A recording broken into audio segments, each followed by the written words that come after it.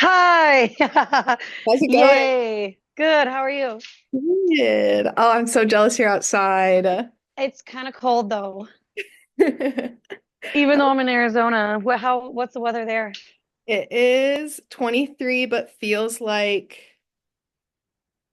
15, so not that much. Yeah, no, it's like 50 degrees here and I'm dying. That's fair, dude. That's fair, honestly. Okay. Hi, my name's Aisha, and this is the first time I'm actually meeting Lindsay like online or in person. And we just happened to be on the phone a couple weeks ago. Was it a couple weeks ago or a week ago? I think it was last week, dude. Yep. It seems like longer than that. Just kind of chatting. I was directed to her through working out, and we just had a cool conversation on Instagram. I'm like, I've been wanting to do a podcast episode, so let's do it. She was on board, and here we are. Yeah. Yeah. It's so funny that he referred you over to my Instagram and then we just were like back and forth, back and forth, back and forth. We're like, hold up, hold up, hold up. Let's just record this. Yeah, even that first conversation would have been really, it would actually would have been really cool. But I think we dove into it actually pretty good. I didn't, For sure. But yeah, and then I'm Lindsay, online fitness coach, trying to get my business going and help other women connect with themselves, connect with their bodies through movement and health and intentional thinking about their lives. So I think that really ties into what we're going to talk about today. And I think that was why I was so open and willing to get on this podcast with you because I just feel like you're on the same page. So let's do yay! it. All right. And I forgot that little about me because my brain that way. I too am a trainer. I don't do as much online, but I got into it because I was bartending and I started looking into energy and I struggled with serving people alcohol. I would walk into work every day knowing that this substance actually brings your vibration down, with the exception of tequila. And I just really struggled with that, the wasteful food. Mm, And so I had just started my own journey within the gym. At the time, I was probably like 32 pounds heavier than I am right now. I still smoked cigarettes a lot, like a lot, drank a lot, was not eating well. And I started to get into it, my own little groove. And then I started seeing results, and I'm like, ooh. I happened to be working at Mountainside. I had like one or two clients that I was getting ready to drop to dive deeper into bartending because I worked at the Four Seasons and that was a whole thing. But same thing. I got into it and I just know how much of an impact it made for me. So there was no way it wasn't going to make an impact for other people, but it's helping people get through that first.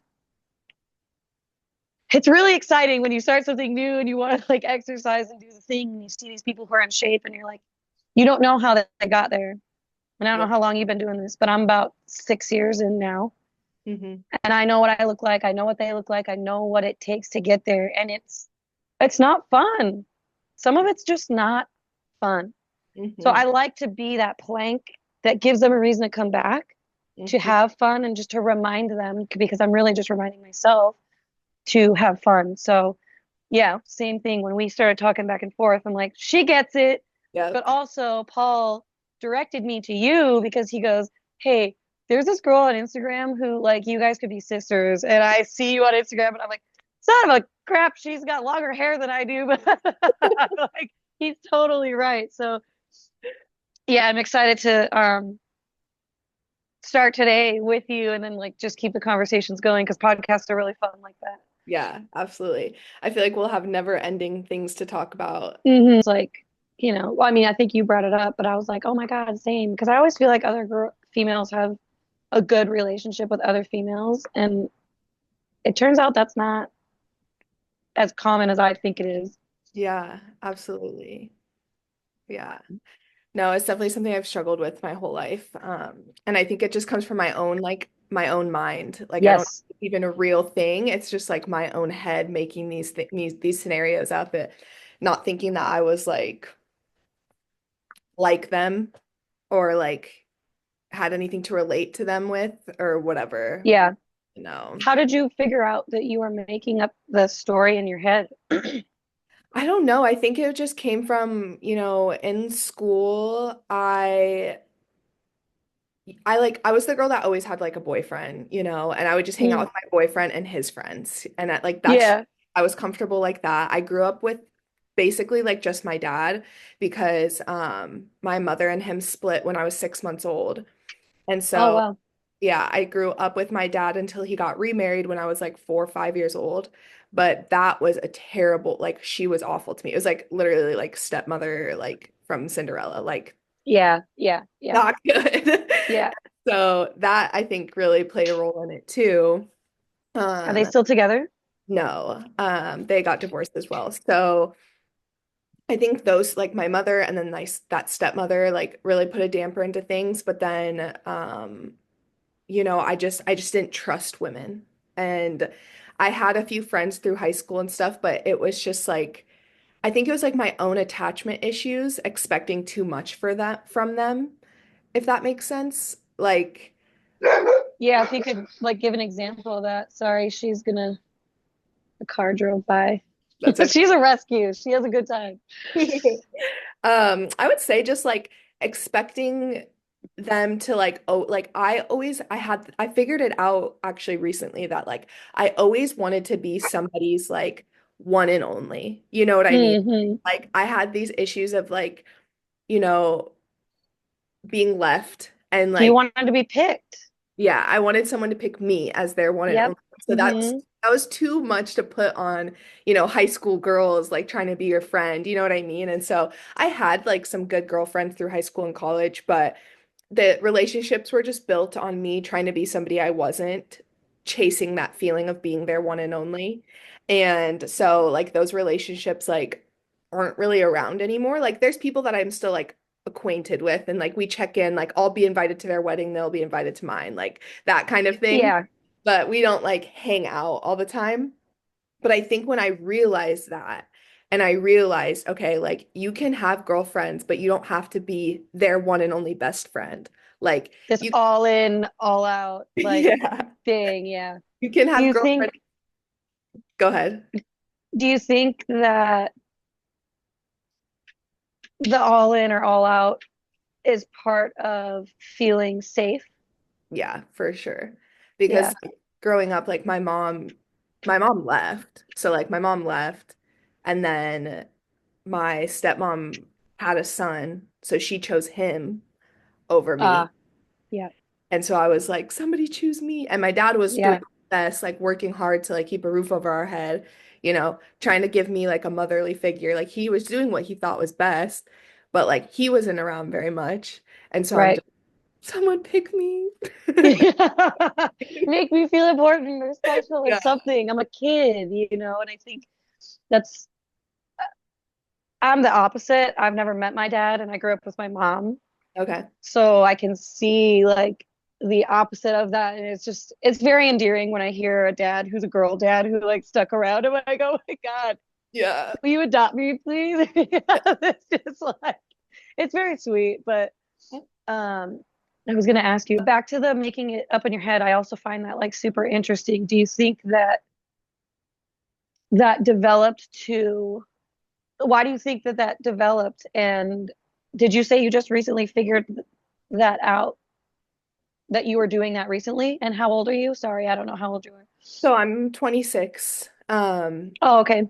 And I think when it finally clicked for me was when I was working in a retail store. So I had a manager who cared for all of us so much. And I realized it when I thought like me and her are still friends. Like me and her do have a true friendship. But she was my manager. We started to develop this friendship. And then when I started realizing she was also friends with other employees, other manage like because we were all on the management Oh, yeah. team, I was like, oh, like I'm not special. And like I am in my own, like me and her have a special relationship. Like we love to talk about health and fitness and like she's a new mom and like I want to be a mom someday. So we like bond over that. And like we have our own special relationship. But that's when it clicked for me. I'm like, oh, I'm not the only one she's like dating. I'm like, I'm not the only one she like considers her friend. And then Yeah. it in a workplace, it was easier for me to be like, to decipher it, you know, and to be like, she can still care for you and care for other people. Like, chill out. Yeah, yeah, yeah, yeah, yeah. Do you take that any further for yourself? Like, do you go internal with that and try to figure out where that comes from and like deal with that? Yeah, and I think I for so long really only put it on my mom and like her like Ah, walking away. But yep, recently I've learned to forgive her because like we're all human. We're all living this life for the yep, first time. yep. And I held on for that so much because I think I like like my subconscious blocked out my stepmother. And I just kind of Yeah, thought that I needed to also work through that. And her neglect for me and her like emotional and verbal abuse to me and stuff like that. Like you hear about people being like physically abused by their parents. So then you right. you think like, you know, that emotional verbal abuse, like it's whatever. It's like you don't It's think it's a big worse. deal. Yeah, but then it lingers back there and like you because you don't recognize it as quickly, like I blacked it all out. Like I have very few memories of her anymore. And that was 10 Yeah, years of my life, yep, you know? yep. And How so, interesting. yeah. So that's Because the been, brain does that naturally. It knows what you can't handle and what you can, and that's why we develop this like narrative that's not even ours because it's we're protecting ourselves. I mean, I also don't have memories until I'm like 13 years old, but I didn't know that other people didn't have memories, or I didn't know that people had memories before that until I was like, I'm 30, I'll be 34 in April. I think I was 19 when somebody was like, when I was five. I'm like, the fuck you mean when you were five? Like, what? And yeah. so then I started to like just kind of like dive into that. And as of like recently, um, because of I guess just the healing that I've been inside of, it's interesting. Your body knows when you're ready to take something on. So I have memories come up where I'm just like, whoa, I haven't thought about that in a long time. But it's immediately connected to something that was uncomfortable, right? And so I'm like, oh, that's why, or whatever. Um, so I think it's really neat that, well, you're 26 years old, and everybody says this, that's older than you. It still happens to me too. I don't know when it stops, but Yeah. you're like way ahead of the game. I like I almost didn't make it out of my 20s because when I was where you're at, I mean, I was bartending. I'd been here probably for 4 years already, and I was also trying to make everybody around me happy, making decisions to adhere to them because I too want to be picked.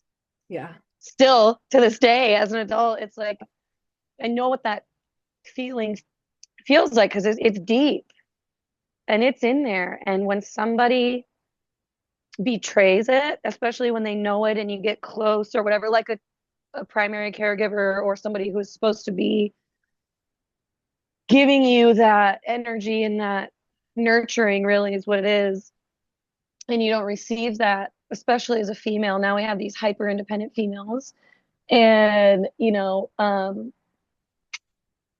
so how does that?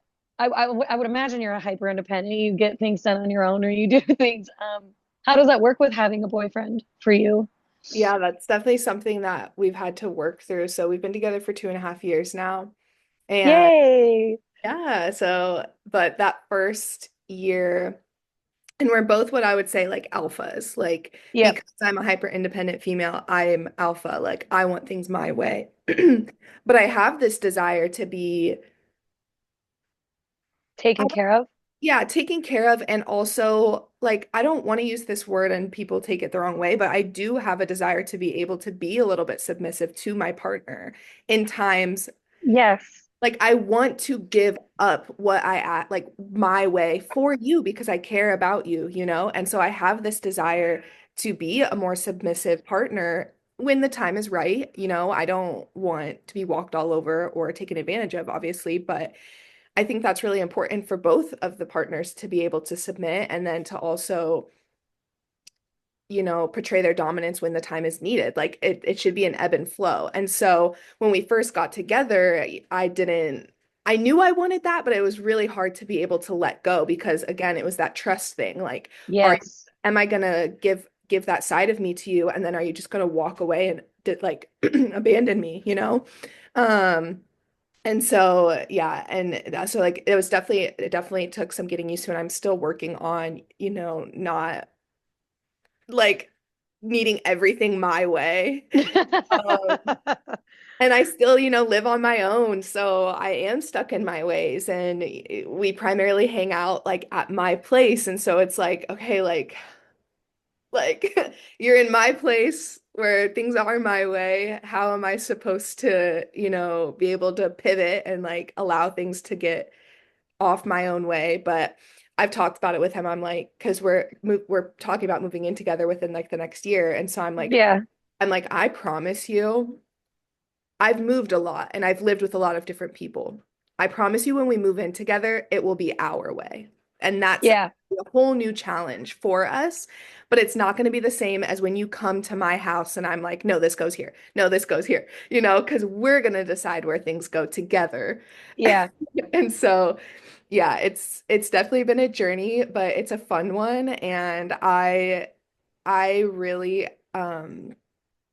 I really embrace that kind of stuff, like if you're gonna choose a life partner, you're gonna have like these challenges and stuff to go through, and you might as just well embrace them and think of it as like it's like almost entertaining. Like this is Yeah. our problem right now. Let's work through it. Let's, enjoy the process because we're gonna have a life and I don't want to get bored. So it's like, well, might as well just like look at this stuff as like a good time. An experiment almost Yeah. too that you can have like fun with another person. Like, oh, I wonder what happens if you don't have to like hurt people, but just like Right.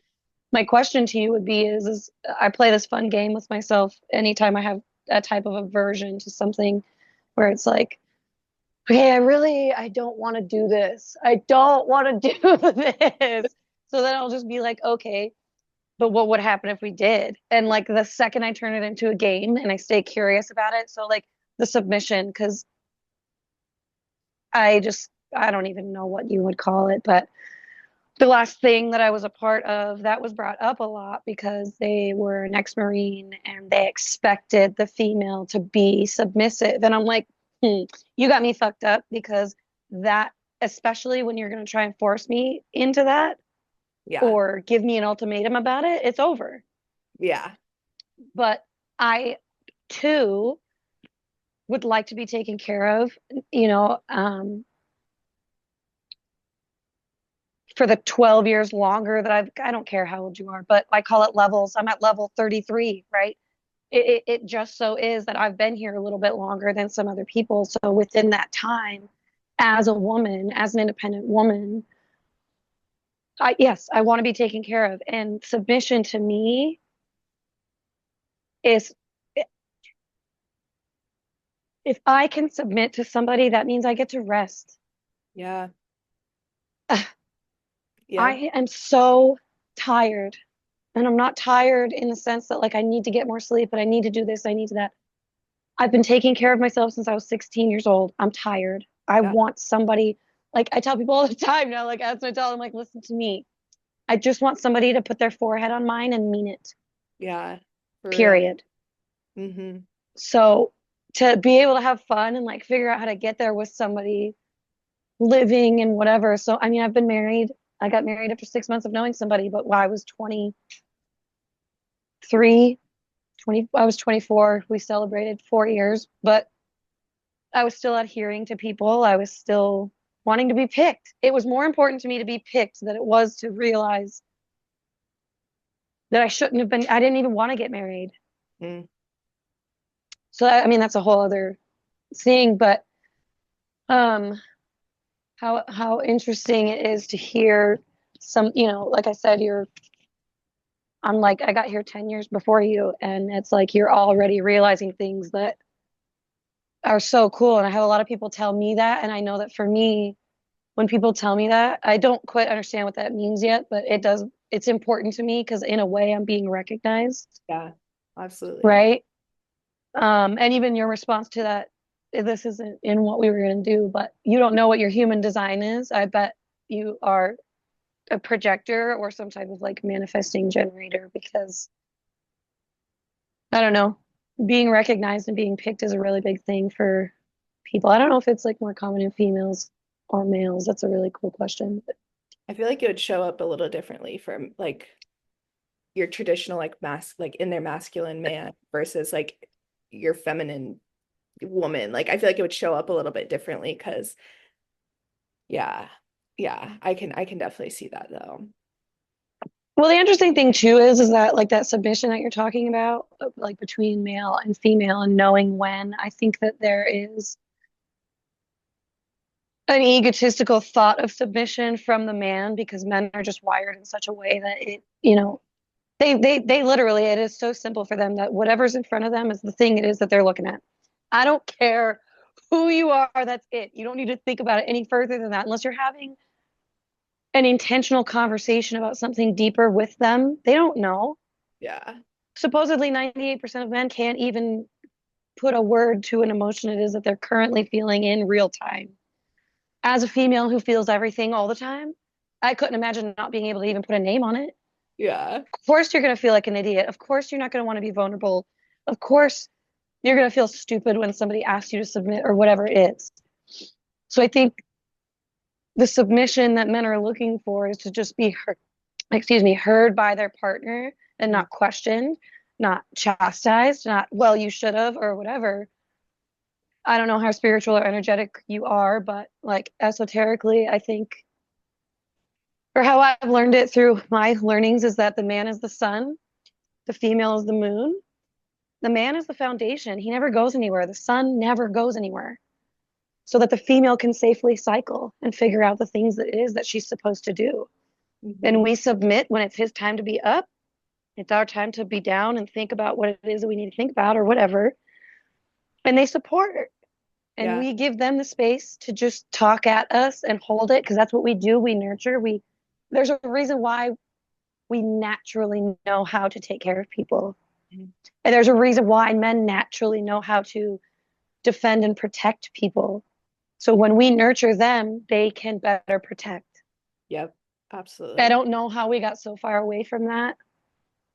I mean, I do, but Yeah, it's I think that's so beautiful. I wish more people would like see it that way. Like I wish that I mean, I think we're kind of swaying back to people realizing that. I see it yeah. more online and stuff and like the younger generations and stuff, but that's like a really beautiful way to think of it and to like tie it into like the earth and or the sun and the moon because that is just so true. That It is is. There's a book called The Moon She Rocks You, and it talks about how women are affected by the moon. And I mean, again, this is like the biggest piece of evidence for me where it's like our bodies are made up 70% water. We know for a fact scientifically that the moon affects water. So why wouldn't anyway? yep. So we have 12 points on the body that the moon affects us. Men have one, and it's on their chin right here for some reason. I don't know the reasoning behind it. So you'll see a lot of yogis, they grow facial hair because it protects them from the energy of the moon. And so, uh, not to rabbit hole into it too much, but I stopped taking birth control like 10 years ago. And like later on, found out like through some friends who get into living naturally and like the things that you put into your body and all that kind of stuff. And, to my surprise, birth control was never created as a form of control over procreation. It was actually created as a disturbance of females' energetic, whatever happens to us with the moon, right? So it's like you start diving into things like that, and women have been like oppressed since the beginning of time.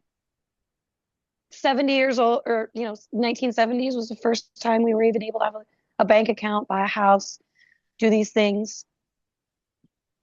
And so I think now it's off, like you were talking about, because as as a whole, as like females as a whole, subjectively and objectively, we're stepping into our own power and we're like, what the hell? It has been going on this whole time. So I think there's a little bit, at least for me, there's a little bit of, I'm going to sit in this for a little while because I actually don't even know who I am here. Yeah. I don't know what it is to choose something outside of an external reason to want to be picked, which also then makes it very isolating and very lonely and very, I think also the hyper independence, and I don't know if you get this or not, but lately I'm struggling with the fact that nobody approaches me or asks me out because I'm either too intimidating because of my tattoos or everybody thinks I'm a lesbian. I'm not. That is so funny. I had dreams last night that everyone was telling me I was a lesbian.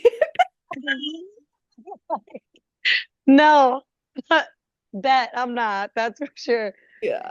I'm fluid. I think we're beautiful. Like on the Yeah. right day, you might catch me in a good mood, but it's like I don't seek a relationship with a female. I've thought about it. I'm like, I don't know, am I? But you know what they say, like if you want the wrong answer, ask everybody. That's another thing that really helped me too with all this like mental stuff with like being chosen and like internally figuring out where I was at with all that. Because I've done conventional therapy, I've done the thing, and it's like so I use ChatGPT like a lot.